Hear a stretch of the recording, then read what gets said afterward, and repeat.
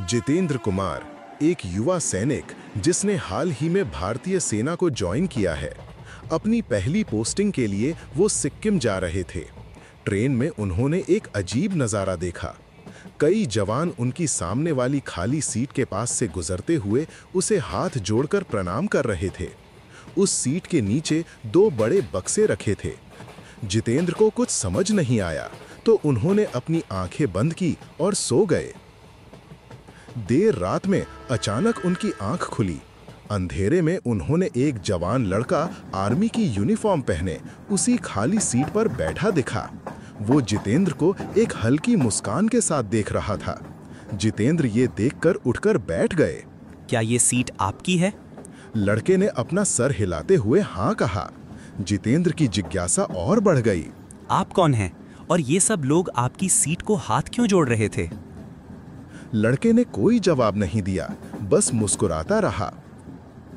जितेंद्र ने एक बार फिर पूछा, लेकिन फिर भी बस वही मुस्कान। ये सब देखकर जितेंद्र बड़ा कंफ्यूज हो गया और वो लेट गया। पर जब थोड़ी देर बाद उन्होंने दोबारा उस सीट की तरफ देखा तो वहां कोई नहीं था। जितेंद्र को ये सब बहुत अजीब लगा। पूरी रात वो उस लड़के के बारे में सोचता रहा और खाली सीट को घूरता रहा। नींद उसकी आंखों से कोसों दूर थी। सुबह हुई और ट्रेन स्टेशन पहुंची। कुछ आर्मी अधिकारी उस खाली सीट के नीचे रखे दो बक्से लेने आए। जितेंद्र से रहा नहीं गया और उन्होंने उनसे पूछा, सर, उस सीट पर एक लड़का बैठा था आर्मी की यूनिफॉर्म में। वो कौन था और जवान उसकी सीट को हाथ क्यों जोड़ रहे थे? तभी उनमें से एक जवान ने जितेंद्र से पूछा, आपकी न्यू ज्वाइनिंग है क्या? हाँ सर। आप जिस लड़के की बात कर रहे हो वो कोई साधारण इंसान नहीं है। वो सीट बाबा हरभजन सिंह की है। उनकी मृत्यु 1968 में हो चुकी है। ये सुनकर जितेंद्र के होश उड़ गए।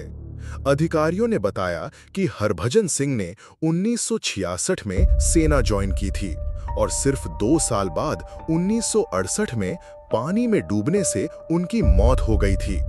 3 दिन तक उनका शव नहीं मिला तो बाकी फौजियों ने उन्हें भगोड़ा घोषित कर दिया था। पर एक रात वो अपने एक दोस्त के सपने में आए और बताया कि उनका शव कहाँ मिलेगा। अगले दिन जब सेना ने उस जगह खोजबीन की तो उनका शव बिल्कुल वहीं मिला जहां बाबा ने बताया था। तब से लेकर आज तक बाबा हरभजन सिंह भारतीय सेना के जवानों के सपनों में आकर उन्हें दुश्मन की हर चाल के बारे में पहले से ही आगाह कर देते हैं। कहते हैं, रात में पहरा दे रहे फौजियों की अगर आंख लग जाए तो वो उन्हें चांटा मारकर सतर्क भी करते हैं। इतना ही नहीं, भारतीय सेना भी इस बात को मानती है कि उनकी आत्मा अभी भी सीमा पर ड्यूटी कर रही है। उन्हें कैप्टन का दर्जा और बाबा की उपाधि भी दी गई है। उनके नाम पर एक मंदिर भी बनाया गया है जहां उनका एक विशेष कमरा है। हर रोज उनके लिए बिस्तर बिछाया जाता है। उनकी यूनिफॉर्म और जूते वहीं रखे जाते हैं और जब भी उनके कमरे की सफाई होती है तो बिस्तर पर सिलवटें और उनके जूतों में कीचड़ पाई जाती है। और तो और उन्हें हर साल 2 महीने की छुट्टी भी दी जाती है जब उनका सारा सामान उनके गांव भेजा जाता है। उस दौरान सिक्किम के जवान हाई अलर्ट पर होते हैं। ये सब कुछ सुनकर जितेंद्र दंग रह गए।